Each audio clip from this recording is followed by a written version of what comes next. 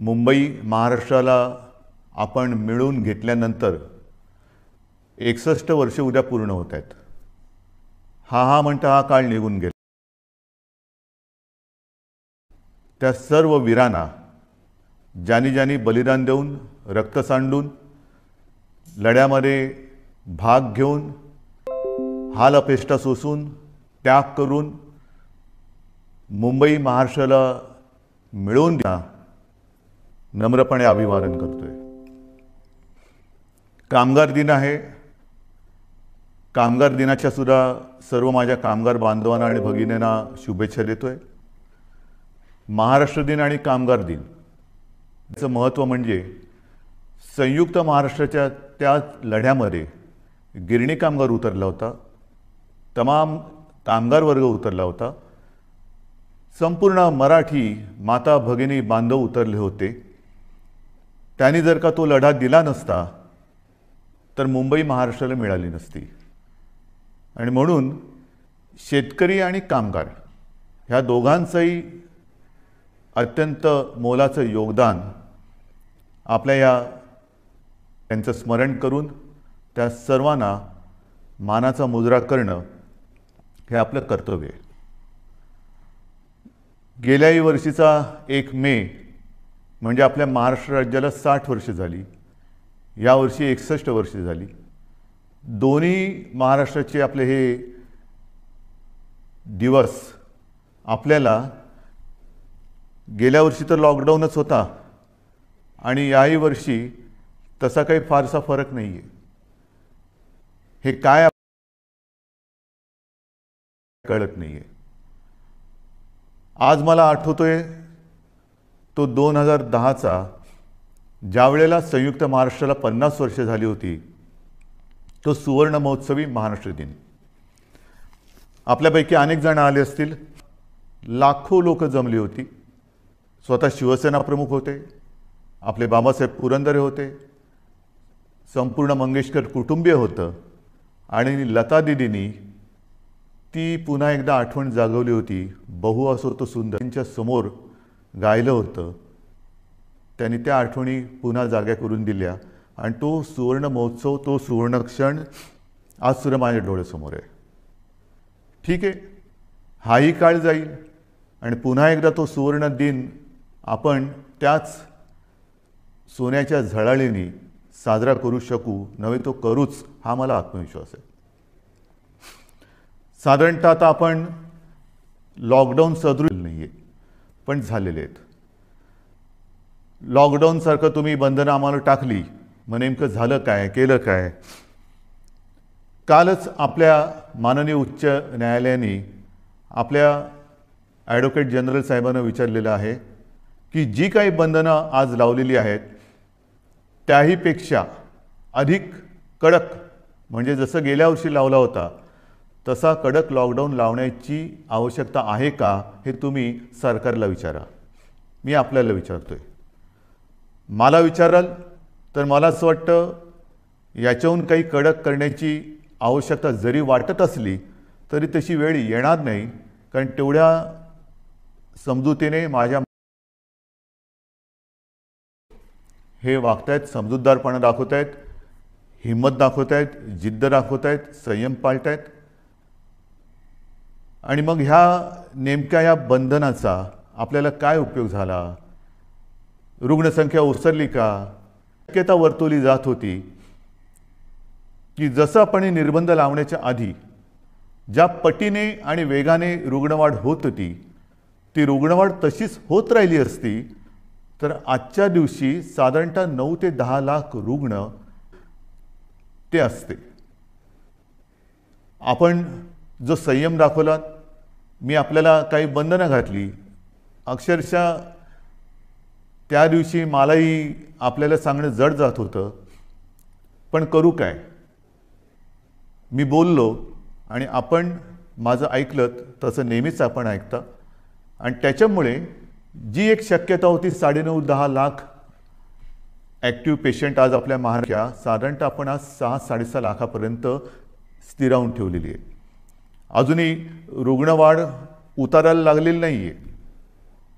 पण वाढ होत होती ती मात्र आपण थांबवलेली आहे, एक स्थिरावलेली आहे. तसं पाहिलं तर आज संपूर्ण देश कोरोनाच्या खतखत्या ज्वालामुखीच्या तोंडावरती आहे. आजच आपण ज्या पद्धतीने संयम दाखवतो आहोत तो जर का दाखवला नसता तर आज महाराष्ट्राची अवस्था काय झाली असती ती कल्पनाही नको आणि विचारही नको ची आवश्यकता आहे. मला माहिती आहे की ही बंधनं पाळणं लावणं सोपं आहे, पण पाळणं फार अवघड आहे. मी गेल्याही वेळेला म्हटलं होतं की नाईलाजाने आपली रोजी ही मंदावेल, पण मी रोटी थांबू देणार नाही. दुसरा एक प्रश्न असा येतो की काही जणांना असं वाटतं की इतरांनी काय काय केले त्याच्याप्रमाणे आपण केलं पाहिजे, केंद्राने काय केले, कोणी खरंच आपल्याहून काही चांगल्या गोष्टी केल्या असतील तर त्यांचं अनुकरण करायला मला काही कधीही कमीपणा वाटणार नाही. जर का ते अनुकरण करून माझ्या राज्याचं हित त्याच्यात साधलं जात असेल तर मी कोणाचंही अनुकरण करायला तयार आहे.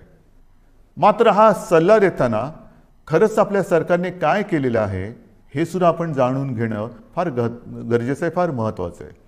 म्हणून मी आपल्यासमोर पुन्हा एकदा गेल्या वर्षी काय आपली परिस्थिती होती, आरोग्य सुविधा काय होत्या आणि ह्या बंधनाच्या काळामध्ये आपण काय करतो.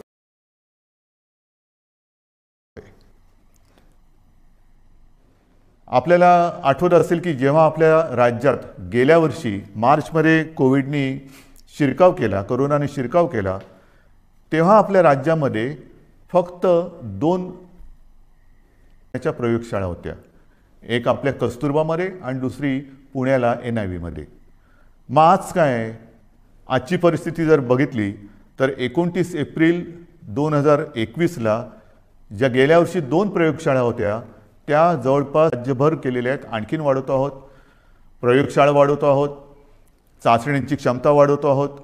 चाचण्यासुद्धा आपल्याला कल्पना आहे की साधारणतः मी गेल्या वेळेला सांगितलेलं आहे की 80-85 हजार करत होतो, त्या जवळपास आता 2-2.5 लाखाच्या आसपास आणखीन वाढवतो आहोत, 3 लाखाच्या वरती आपण नेतो आहोत. तर ह्या गोष्टी आपण करतो आहोत. म्हणजे लॉकडाऊनसारखं करून हातावर हात बांधून म्हणजे लॉकडाऊन बाहेर केल्याने हात पण लॉक करून बसले असं नाही आहे. आपण हातपाय हलवतो आहोत, आरोग्य सुविधा वाढवतो आहोत. जशी ह्या RT-PCR चाचण्यांच्या प्रयोगशाळा सेंटर्स, जी जम्बो सेंटर्स आपण उभारलेली आहेत, काही फील्ड हॉस्पिटल केली, काही ठिकाणी एक आपत्कालीन म्हणून हॉस्पिटलची उभारणी केली, काही ठिकाणी तर आपण हॉटेलमध्ये प्राथमिक स्वरूपाची हॉस्पिटल्स निर्माण केलेली. आणि अशी जर का संख्या पाहिली तर जूनमध्ये ही साधारणतः 2665 होती गेल्या जूनमध्ये. आता ही साधारणतः 5000 म्हणजे 5500च्या आसपास आपण केलेली आहे. 5500 कोविड केअर सेंटर्स हे आपण राज्यात उभारलेली आहेत. म्हणजे जवळपास दुप्पट. प्रयोगशाळा जर का बघितल्या मगाशी सांगितल्या त्या 2,600 म्हणजे किमान 300 पट आपण वाढवलेले आहेत. जे आपण बेड्स म्हणतो, रुग्णशय्या, त्या 3,36,000 होत्या आणि आता जवळपास 4,31,000 आहेत. आणखीन वाढवतो आपण. ऑक्सिजन, त्याच्यामध्ये ऑक्सिजनच्या किती होत्या, जूनमध्ये 42,800 साधारण होत्या. आता 86 बेड्स किती होते, गेल्या जूनमध्ये साधारणतः 11,882 होते. आता 28,937 म्हणजे 2.5 पट वाढ केलेली आहे. व्हेंटिलेटर्स, काही जण म्हणतात की व्हेंटिलेटर्स केंद्राने एवढे दिले होते ना, आपण कुठे नाही म्हणत नाही, पण त्यातले दुरुस्त नादुरुस्त जरी पकडले तर गेल्या वर्षी जूनमध्ये 2020 जूनला साधारणतः 3,744 व्हेंटिलेटर्स आपल्याकडे होते.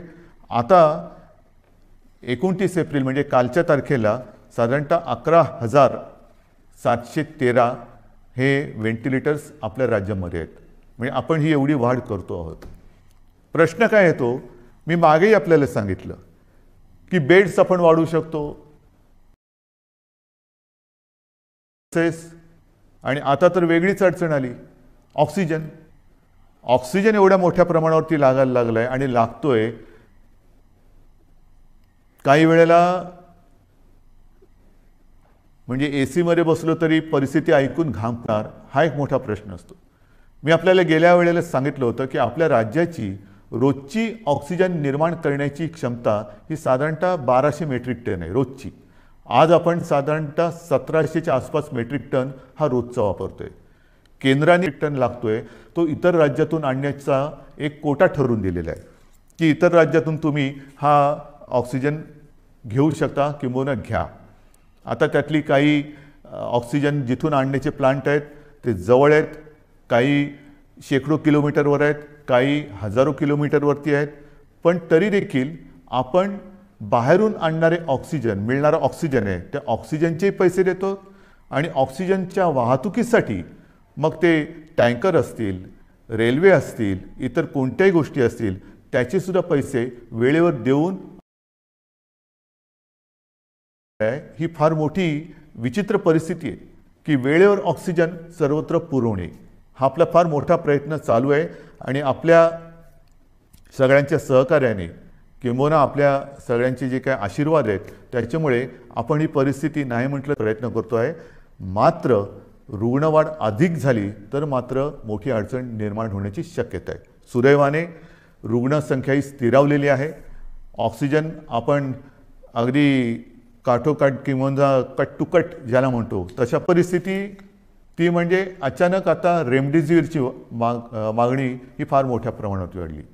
सगळ्यांना रेमडेसिवीर पाहिजे. रेमडेसिवीरच्या बाबतीमध्ये मागे कदाचित मी आपल्याला सांगितलं असेल नसेल, परंतु आपल्याला रोजची सरासरी 50,000 इंजेक्शनची आवश्यकता आहे. आपण आज किती मिळवत आहोत तर केंद्राने, कारण ह्याचं जे वितरण आहे तर ऑक्सिजनसारखं केंद्राने रेमडेसिवीर इंजेक्शनसाठी फारच वाईट आहे. प्रत्येक राज्याला ऑक्सिजन पाहिजे, इंजेक्शन्स पाहिजे, रेमडेसिवीर पाहिजे, व्हेंटिलेटर्स पाहिजेत. तर आपल्याला साधारणतः सुरुवातीला केंद्राने दर दिवशी 26,700-800च्या आसपास ही इंजेक्शन्स मिळतील अशी व्यवस्था केली होती. आपली मागणी 50,000ची आहे. मग त्याच्यानंतर मी माननीय पंतप्रधानांना विनंती केली आणि त्याने ती मान्य केली. त्याच्यानंतर आपली मागणी मान्य झाली. मागणी म्हणजे आपल्याला 50,000 पाहिजे पण 43,000ची सोय करण्यात आली. आज साधारणतः 35,000च्या आसपास ही रोजची इंजेक्शन्स आपल्याला मिळत आहेत. त्याचेसुद्धा आपण पैसे देऊन ही इंजेक्शन्स घेतो आहे.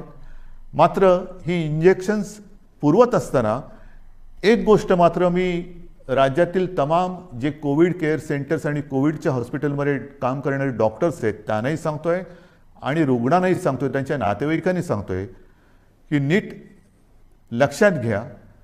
आणि केंद्राच्या डॉक्टर्सनी सुद्धा, तज्ज्ञांनी सुद्धा आपल्याला एक सावधानतेचा इशारा दिलेला आहे. तो म्हणजे रेमडेसिवीरचा अनावश्यक अनाठायी वापर करू नका. गरज नसेल तर रेमडेसिवीर वापरू नका. कारण गरज नसताना दिलं आणि जरुरीपेक्षा जास्त दिलं तर औषधाचे दुष्परिणामसुद्धा होण्याची शक्यता नाकारता येत नाही. आणि म्हणून मी सर्वांना सांगतोय की रेमडेसिवीर द्यायचं की नाही हा जो काही निर्णय आहे तो आपल्यावरती उपचार करणाऱ्या डॉक्टरांना घेऊ द्या. याचा अर्थ असा नाही की आपल्या जसजसा साठा आपल्याला पुरवठा वाढतोय तसतसं आपण ते वितरण करतोय. पण अनावश्यक रेमडेसिवीरचा वापर हा आपण करू नये अशी माझी सर्वांना एक नम्र विनंती आहे. या सगळ्या गोष्टी ऑक्सिजनबद्दल मी आपल्याला सांगितलं की ऑक्सिजन हा आपल्याला किती लागतो, किती मिळतोय. मग तुम्ही विचाराल की हे असं किती दिवस चालणार, आणखीन किती दिवस आपण बाहेरून ऑक्सिजन आणणार. मी कालच आपण सर्व जिल्हाधिकारी आणि विभागीय आयुक्तांची बैठक घेतली आणि त्या बैठकीमध्ये मी त्यांना स्पष्ट सूचना दिलेल्या आहेत की गेल्या काही दिवसांमध्ये आपण संपूर्ण राज्यात, जिल्ह्यांमध्ये, तालुक्यामध्ये जी काही हॉस्पिटल्स आहेत त्या हॉस्पिटल्समध्ये ऑक्सिजन निर्माण करणारे किंबहुना ऑक्सिजन पुरवणाऱ्या प्लांटची व्यवस्था करा. त्याप्रमाणे आपण टेंडरसुद्धा काढलेले आहेत, खरेदी सुरू झालेली आहे. एक गोष्ट लक्षात घ्यायला पाहिजे की एखादी गोष्ट प्लांट उभा नाही म्हटलं तर एक 15-20 दिवस हे लागतात आणि तो कार्यान्वित करण्यासाठी एक साधारणतः 20-25 दिवस काळ हा लागू शकतो. म्हणजेच काय की काही ठिकाणी आपण काम सुरू केलेलं आहे, येत्या काही दिवसामध्ये हे सगळे प्लांट्स आपले सुरू होतील आणि त्याच्यानंतर मात्र मला खात्री आहे एकतर वेळ तशी येणार नाही, पण कोविडची जर का तिसरी लाट जरी आली तरी ऑक्सिजन आपल्याला कुठेही कमी पडू द्यायचा नाही, ही एक आपण तयारी केलेली आहे. त्याचं फळ हे त्यावेळेला की याच्यामध्ये काय काय करावं लागतं. आता ताबडतोबीने काय करायचं, तर काही ठिकाणी आपण हाही एक प्रयत्न केलेला आहे आणि करतो आहोत की लिक्विड ऑक्सिजन हा त्याची ने-आण करता येऊ शकते, पण गॅस ऑक्सिजन त्याची ने-आण करता येणं हे शक्य नसतं.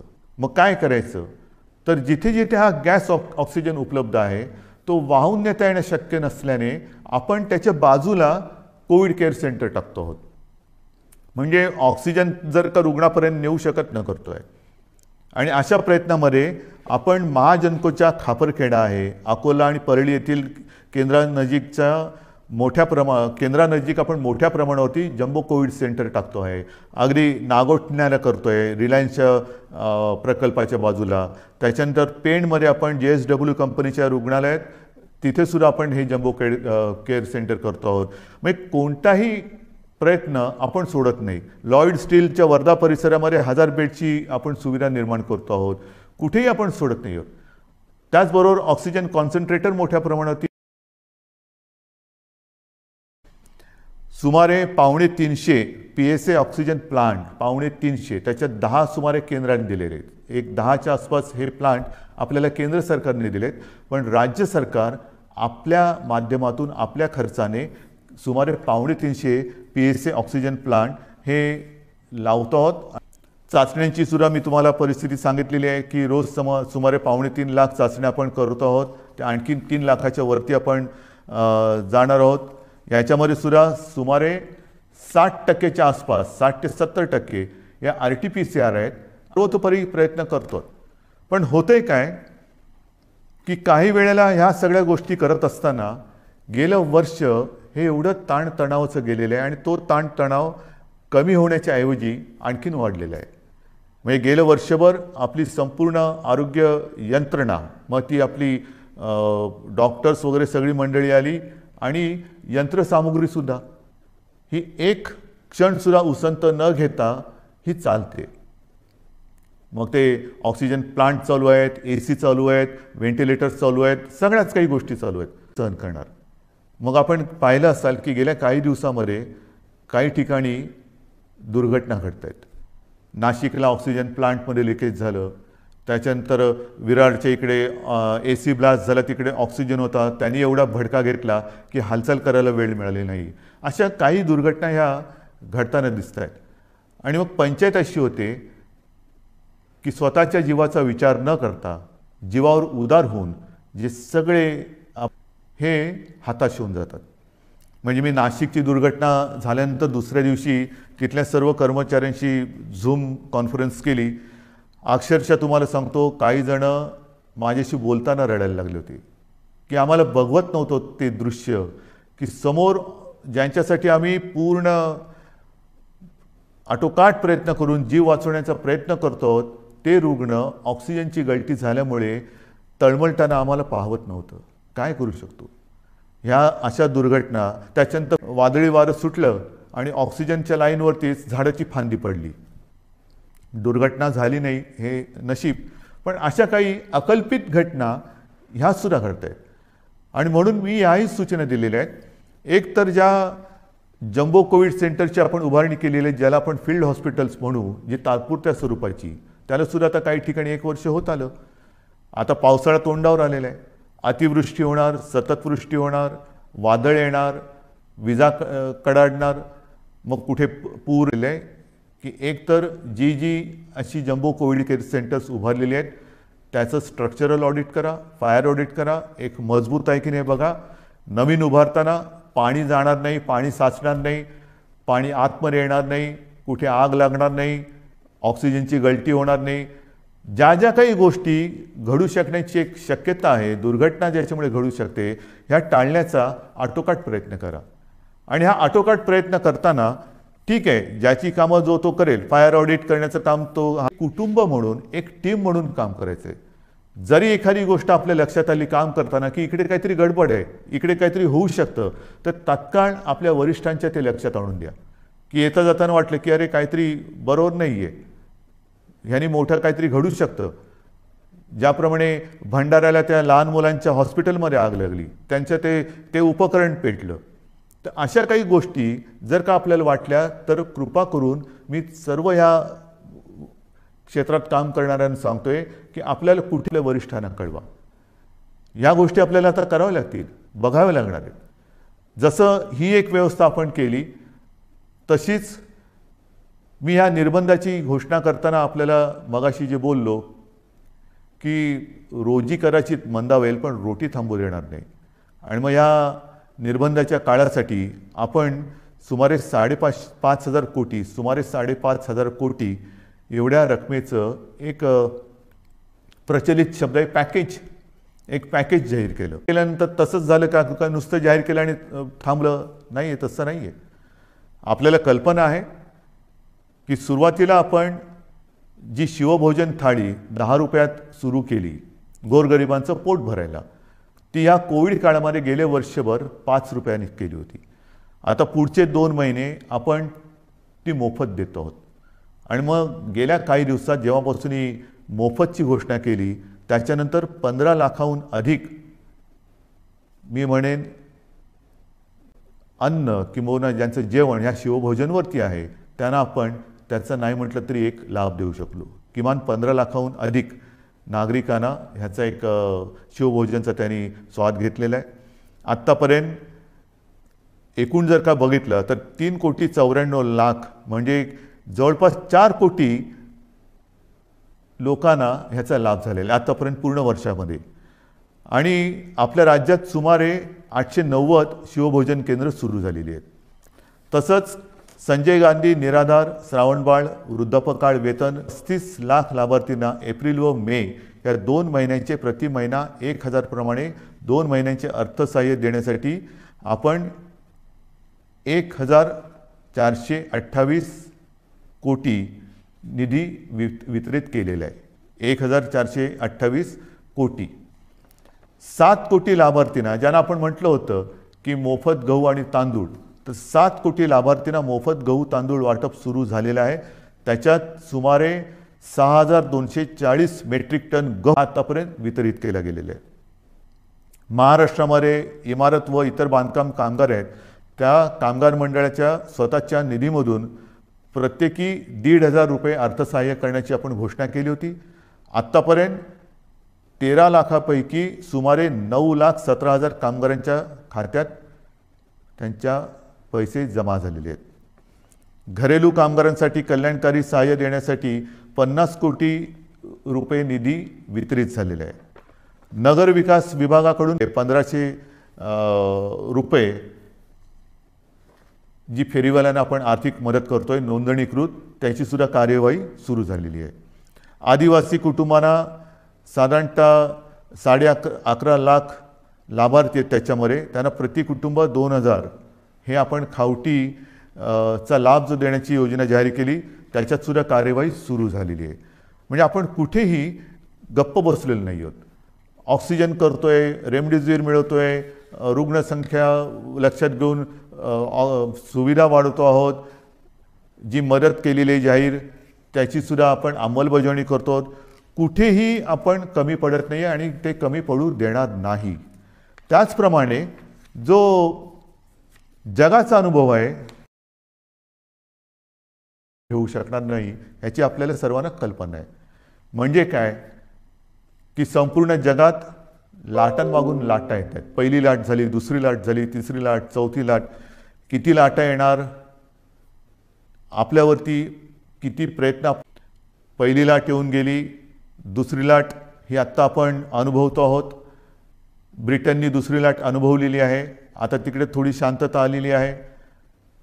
पण तिसरी लाट येणारच नाही असं कोणी खात्रीपूर्वक सांगू शकत नाही. मग आत्तापासून आपण तिसऱ्या लाटेच्याही संकटाला तोंड देण्याची तयारी ही सुरू केलेली आहे. हे आता आपण ऑक्सिजन वगैरे जे काही वाढवतो आहोत त्याला कदाचित आणखीन 8-15 दिवस लागतील. पण तिसरी लाट आली तरी देखील त्याचे एवढे घातक आणि गंभीर परिणाम महाराष्ट्रावरती होऊ द्यायचे नाहीत या निश्चयाने आपलं सरकार आता कंबर कसून मैदानात उतरलेलं आहे. तसं ते उतरलेलं होतंच, पण झालं काय की दुसरी लाट येण्याची अपेक्षा होत मनावरती येईल अशी कोणाचीच अपेक्षा नव्हती. देशात कोणाचीच तशी तयारी नव्हती आणि ती आली.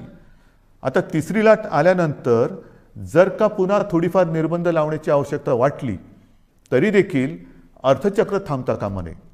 म्हणून आपल्याला कल्पना आहे, मी गेल्या महिन्यात एकदा दोनदा आपल्या राज्यातील प्रमुख उद्योजकांशी बोललेलो आहे. सर्व कामगार संघटनांच्या युनियन लीडर्सबरोबर बोललेलो आहे आणि त्यांनासुद्धा तिसऱ्या लाटेची तयारी करताना काय काय तयारी मला त्यांच्याकडनं अपेक्षित आहे किंवा त्यांनी काय करायला, सर्व थरावरती सर्व पातळीवरती प्रयत्न करतो आहोत. आणि मला खात्री आहे की ही तिसरी लाट आपल्या सगळ्यांच्या सहकार्याने आपण थोपवल्याशिवाय राहणार नाही. आपल्यावरती सुरुवातीला काही जणांनी टीका बघा कशी वाटते, लॉकडाऊन लावू नका, आम्ही आता सहन करणार नाही. पण आता जर का आपण तो लॉकडाऊन सारखी परिस्थिती निर्बंध लावले नसते तर काय परिस्थिती झाली असती हे देशातलं इतर चित्र बघितलं तर सुद्धा लॉकडाऊन लावलेले आहेत. थोडक्यामध्ये काय की हा व्हायरस आहे आणि हा व्हायरस त्याचं मार्गक्रमण हा त्याच्या पद्धतीने करतोय, ते काही आपल्या हातामध्ये नाही आहे. आता हे सगळं सांगून झाल्यानंतर एक महत्त्वाचा मुद्दा आहे, तो म्हणजे लसीकरण. गेल्या साधारणतः जानेवारीपासून लसीकरणाला आपल्या देशात सुरुवात झाली. आज लसीकरणाची परिस्थिती काय आहे तर सुमारे 1 कोटी, कदाचित आपण देशामध्ये लसीकरणाच्या बाबत नंबर 1चं राज्य आहोत. चाचण्यांच्या बाबतीत सुद्धा कदाचित आपण नंबर 1चं राज्य असू. आरोग्य सुविधांच्या बाबतीत सुद्धा कदाचित दुर्दैवाने त्याचबरोबरीने रुग्णवाढीमध्ये सुद्धा आपण फार पुढे आहोत. आणि मग ही परिस्थिती लक्षात घेतल्यानंतर आपण जे काय आता ठरवलेलं आहे, कारण आपल्या 2 विनंत्या, सुरुवातीला मी विनंती केली होती की 45 वयापर्यंत म्हणजे वयाच्या नंतर वरून सुरू केली ज्येष्ठ नागरिक म्हणून. तर आधी ज्येष्ठ नागरिक म्हणजे 60, 55, 50, तर मी म्हटलं तर 45 आणि अधिक, मग ही जी काय वयोमर्यादा आहे ती 45 पर्यंत तुम्ही खाली आणा. तशी त्यांनी ती आणली. त्याच्यानंतर मी विनंती केली होती की 25च्या वरील सर्वांना लस देण्याची आम्हाला अनुमती द्या. ती तर त्यांनी 18 पासून सुरू केली. त्याच्याबद्दल मी माननीय पंतप्रधानांचे धन्यवाद दिलेले आहेत. आता 1 मे पासून 18 ते 44 या वयोगटातील नागरिकांची लसीकरणाची जबाबदारी केंद्र सरकारने आपल्यावर टाकलेली आहे आणि आपण ती समर्थपणाने पेललेली आहे. 18 ते 44 या वयोगटात सुमारे 6 कोटी नागरिक हे आपल्या राज्यामध्ये आहेत. सुमारे 6 कोटी म्हणजे 6 कोटी, आणि जर का त्यांना त्यांना 2 डोस द्यावे लागतात, म्हणजे 6 कोटी अधिक 6 कोटी 12 कोटी डोसेस हे आपल्याला लागणार आहेत. 12 चणचण आहे, आर्थिक चणचण आहे, जरूर आहे, पण आपल्याला शेवटी जीव महत्त्वाचा आहे. माझा प्रत्येक नागरिक त्याचा जीव मुख्यमंत्री म्हणून मला आणि आपल्या महाविकास आघाडीच्या सरकारला महत्त्वाचं आहे. आणि मग हे एकदा ठरवल्यानं ती किंमत एक रकमी एका चेकने देऊन आपण ही संपूर्ण लस घेण्याची तयारी आणि आपली क्षमता ही ठेवलेली आहे. जर आज आपल्याला 12 कोटी डोसेस मिळत असतील तर त्याची सर्व किंमत, त्याची जे काय पैसे असतील ते एक रकमी एकाची एवढ्यासाठी की कोणत्याही परिस्थितीत आपल्याला ह्या संकटातून बाहेर पडायचं आहे. ही आपली ताकद आहे, ही आपली क्षमता आहे आणि ही ताकद ही तुमच्याच आशीर्वादाची ताकद आहे. ही काय आम्ही इकडून तिकडून नाही आणलेली. पण होतंय असं की ज्याप्रमाणे रेमडेसिवीर आहे, ऑक्सिजन आहे, त्याचप्रमाणे या लसीचा सुद्धा एक पुरवठा त्याला मर्यादा आहे. ज्या लस उत्पादकांशी आम्ही बोलतो आहोत, आज तरी आपल्या देशामध्ये 2च लस उत्पादक आहेत. एक सिरम पुण्याला आहे, स्पुटनिक ही येणार म्हणतात, त्यांच्याशी आपण बोलतोय. ज्या ज्या कंपन्या ज्यांना परवानगी मिळेल त्या सर्वांशी आपण बोलणार आहोत किंबहुना बोलतो आहोत. पण तूर्त तरी आज ह्या 2 कंपन्या ज्या प्रमुख आहेत त्या दोघांची उत्पादन क्षमता लक्षात घेतली तर आपल्याला हा जो काय साठा आहे, हा जो काय पुरवठा आहे तो परत केंद्राने ठरवून दिलेला आहे. आणि कालच पत्र आले की या मे महिन्यामध्ये आपल्याला सुमारे हे मिळणार आहेत. हे 18 ते 44. माझी अपेक्षा आहे की या व्यतिरिक्त 45 वर्षाचा जो साठा आहे, पुरवठा आहे, तो नियमितपणाने केंद्र सरकार आपल्याला करत राहील. पण 18 ते 44 काही जणांचा असा गैरसमज कदाचित झाला असेल की जी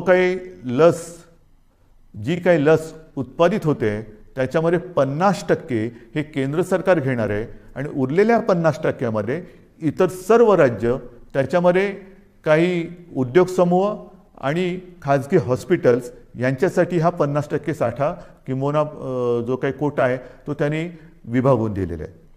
मग आपली तयारी तर 12 कोटी डोस घ्यायची आहे. आपल्याला मिळत आहेत किती? या महिन्यात 18 लाख. आज आपल्याकडे 3 लाख आलेले आहेत. 3 लाख आज आलेले आहेत. 18 लाख ह्या महिन्यात मिळतील सांगितलेलं आहे. तारीख अजून मिळालेली नाही आहे. पण आता आपल्याला थांबता नाही येणार, अजिबात थांबून चालणार नाही. कारण या संकटातून बाहेर पडायचं असेल तर ज्याप्रमाणे ब्रिटनने केलं, त्यांनी त्यांच्या लोकसंख्येतला एक मोठा टक्का हा लसीचा पहिला डोस देऊन सुरक्षित केलेला आहे. आपल्याला सुद्धा त्याचप्रमाणे जावं लागेल. लस जशी मिळेल, जशी उपलब्ध होईल तशी ती घेऊन आपल्याला आपल्या नागरिकांना ती दिलीच पाहिजे आणि ते आपलं सरकार दिल्याशिवाय राहणार नाही. आणि म्हणून मी आपल्याला एक विनंती करायला आज मुद्दामून आपल्यासमोर आलेलं आहे. उद्यापासून आपण 18 ते 44 या वयोगटातील नागरिकांचं लसीकरण हे जसजसं आपल्याला लसीचा पुरवठा मिळतोय तसतसं सुरू करतो आहे. 18 उत्साहालाच काल सुद्धा आपण पाहिलं असेल की कोविन ॲप हे कोसळलं. जसं गेल्या वेळेला सुद्धा लसीकरण सुरू केलं आणि ते ॲप क्रॅश झालं, तसंच काल हे ॲप क्रॅश झालं. होणार, हे काही दिवस गोष्टी होणार आणि त्या होऊ नयेत म्हणून आज मी पुन्हा एकदा माननीय पंतप्रधानांना विनंती केलेली आहे, पत्र पाठवलेलं आहे की एक तर आपण केंद्र म्हणून प्रत्येक राज्यासाठी एक वेगळं ॲप तयार करून ते आपल्या मुख्य ॲपला जोडा किंवा द्या की प्रत्येक राज्य आपला ॲप तयार करेल आणि ती ॲप आपल्या मुख्य ॲपबरोबर जोडली जातील.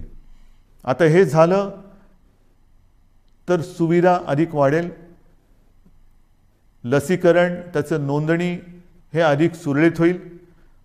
परंतु हे जोपर्यंत होत नाही तोपर्यंत आज जसं आपण संयम दाखवत आहात तसाच संयम हा उद्यापासून आपल्याला दाखवावा लागेल. ॲपवरती नोंदणी करून ज्यांचं लसीकरण जिथे जिथे असेल त्यांना त्याच्याप्रमाणे माहिती हे आपल्याला त्या ॲपवरनं कळेल आणि त्याचप्रमाणे आपण त्या केंद्रावरती जा. महत्त्वाची सूचना आहे ही. ह्याचं कारण असं की आपण फोटो बघतो आहोत. लसीचा पुरवठा फार मर्यादित आहे.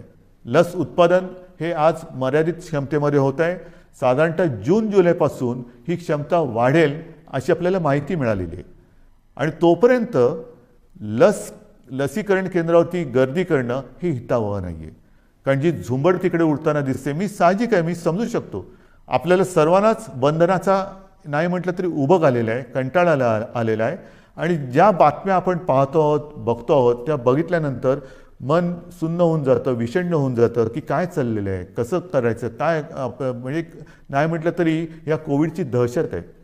तर त्या दहशतीतून बाहेर पडण्यासाठी, भीतीतून बाहेर पडण्यासाठी लसीकरण केंद्रावरती गर्दी करून काही होणार नाही. आपल्याकडे लसीचा साठा ज्याप्रमाणे येतोय त्याचप्रमाणे तो दिला जाणार आहे. एक लक्षात घ्या, उद्यापासून 18 ते 44 या वयोगटातील नागरिकांचं लसीकरण जे सुरू होतंय, आपलं सरकार आहे. 18 ते 44 वयोगटातील नागरिकांची जबाबदारी जी लसीकरणाची केंद्राने राज्यावरती दिलेली आहे ती पूर्णपणे पेलायला आपलं सरकार समर्थ आहे. त्याची तयारी ही आपण पूर्ण केलेली आहे. 18 ते 44 आणि त्याच्यानंतर केंद्राकडून जो काही पुरवठा आहे तो 45 आणि अधिक ह्या दोन्ही म्हणजे तमाम सर्व वयोगटातील 18 पासून पुढे नागरिकांच्या लसीकरणाची सोय हे आपण करतो आहोत. सुरुवातीला थोडी गोंधळ उडतोय, पण तो गोंधळ उडू नये म्हणून कुठेही गर्दी करू नका. काही ठिकाणी मला तर आता अशी भीती वाटायला लागलेली आहे की ही लसीकरण केंद्रसुद्धा लसीकरण केंद्राच्या ऐवजी कोविड प्रसारक मंडळ होत आहेत की काय. तर तसं कृपा करून करू नका. कारण आपण इतरांना सर्वांना शिस्त लावतोय की हे बाजारपेठामध्ये शिस्त पाहिजे, इकडे शिस्त पाहिजे, तिकडे शिस्त पाहिजे, आणि मग जिथे लसीकरण करतोय तिकडेच जर का शिस्त नसेल तर सगळं मुसळ केरामध्ये जाईल.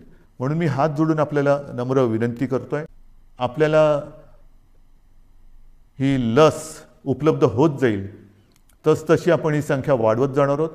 तूर्त आज आपल्याकडे 3 लाख लसी आलेल्या आहेत 18 ते 44 वयोगटातील नागरिकांसाठी. त्याचं वितरण हे साधारणतः रुग्णसंख्या आणि लोकसंख्येच्या प्रमाणात केलं गेलेलं आहे. 3 लाख लसी हे फार म्हटलं तर त्रोटकच आहे, कारण काल परवाकडेच आपण 5 लाख डोस एका दिवसात दिलेले आहेत. 5 लाख डोस एका दिवसात. आपली क्षमता 1.5-2 कोटी किंबहुना त्याहून अधिक डोस जर का मिळत गेले महिन्याचे तर आपण दिवस रात्र मेहनत करू आणि लवकरात लवकर महाराष्ट्र या संकटातून बाहेर काढू. ही झाली आपली क्षमता, पण मर्यादा ही येणाऱ्या पुरवठ्यावरती अवलंबून आहे. आणि म्हणून मला असं वाटतं कुठेही गोंधळ गडबड करू नका, घाई करू नका. आपल्याला सर्वांना म्हणजे 18 पासून सर्व या सगळ्यांचं लसीकरण हे सरकार होण्याची आवश्यकता नाही. 18 ते 44 वयोगटातील सुमारे 6 कोटी नागरिकांच्या लसीकरणासाठी जे 12 कोटी डोस आपल्याला आवश्यक आहेत ते एक रकमी चेकने खरेदी करण्याची तयारी आपल्या सरकारची आहे. मी आपल्या माध्यमातून आपल्या साक्षीने आपल्याकरता केंद्राला पुन्हा एकदा विनंती करतो आहे की आमची तयारी पूर्ण आहे. कृपा करून आपण ह्यामध्ये लक्ष घालून आम्हाला लवकरात लवकर जास्तीत जास्त लसचा पुरवठा उपलब्ध करून दिला. नेहमी चांगल्या बाबतीमध्ये नंबर 1 वर राहिलेला आहे. लसीकरणामध्ये सुद्धा आजसुद्धा नंबर 1 वर आहे. लवकरात लवकर आम्ही ह्या कोविडच्या संकटावरती मात करून दाखवल्याशिवाय राहणार नाही, हा आत्मविश्वास मला आहे. आणि म्हणून बांधवांनो, भगिनींनो आणि मातांनो, जे सहकार्य आजपर्यंत आपण मला केलं, ज्या माझ्या शब्दावरती आपण विश्वास ठेवला, मध्ये आपल्याला काही जणांनी भडकवण्याचा प्रयत्न केला, मला त्याच्याबद्दल काही म्हणायचं नाही आहे. कारण ह्या आपल्या संवादामध्ये मी कधीही कुठेही राजकारण आणणार नाही. राजकारण गैरसमज पसरत असतील त्यांच्यासाठी मी जाहीर सभा जरूर घेईन, पण जाहीर सभा घेण्याची आज वेळ नाही आहे. कुठेही सभा समारंभ हे आपल्याला करता कामा नये. जशा जाहीर सभा करता कामा नये तशीच आणखीन एक गोष्ट की येत्या महिन्यामध्ये लग्न समारंभ त्याचे मुहूर्त खूप आहेत. बघा ना, पंचांग काढून बघा, तुमच्या मनात पण असेल की आता होणार कसं. तर त्याही बाबतीमध्ये आपल्याला नाईलाज म्हणून 25 जणांची मर्यादा टाकलेली आहे. आता काही जणांनी म्हटलं 2 तासात कसं होणार, आता करू काय. नाही तर काही जण मी हेही बघितलेले आहे की 25 जणांची मर्यादा आहे ना, दर 15 मिनिटाला 25. तसं नाही. म्हणून नाईलाज आहे आपला. थोडंसं ह्या परिस्थितीचं गांभीर्य सगळ्यांनीच लक्षात घेण्याची आवश्यकता आहे. तसं ते आपण घेतलेलं आहे. मग लग्न समारंभ असेल, धार्मिक, राजकीय, सामाजिक कोणतेही कार्यक्रम त्याला आपण बंधनं घातलेली आहेत. इतर कार्यक्रमांतर आपण बंदीच घातलेली आहे. तर माझी उत्साहाला थोडंसं आपल्याला बंधन घालावं लागेल, उत्साहाला मुरड घालावी लागेल. ती जर का घातली तर लवकरात लवकर आपण ह्या संकटातून मोकळे होऊ. आणि म्हणून पुन्हा एकदा आजपर्यंत जे सहकार्य आपण मला केलं आणि जे आशीर्वाद आपण मला दिलेले आहेत, ह्या सरकारला दिलेले आहेत, हे असेच कायम ठेवा. तुमच्यासाठी हे सरकार जे जे करता येणं शक्य असेल ते केल्याशिवाय राहणार नाही, एवढंच एक वचन